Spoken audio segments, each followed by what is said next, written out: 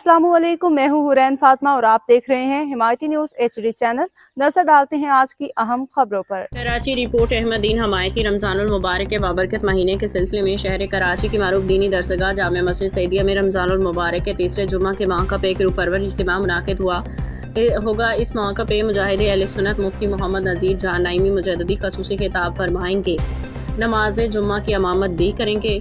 ज़राए के मुताबिक रमज़ानुल मुबारक के तीसरे जुम्मा को जामिया मस्जिद सईदिया में बड़ी तादाद में उलमाए किराम, तलबा और अहले इलाका शिरकत करेंगे।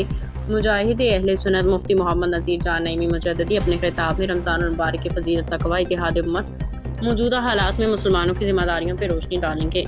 मस्जिद इंतज़ामिया ने नमाजियों और अकीदतमंदों से अपील की है कि वो बर वक्त जामे मस्जिद सईदिया पहुँच के इस बाबरकत इज्तिमा में शिरकत करें और रमज़ानुल मुबारक की रूहानी बरकतों से फैज़ याब हों। मज़ीद अपडेट्स के लिए देखते रहें हिमायती न्यूज़ HD चैनल।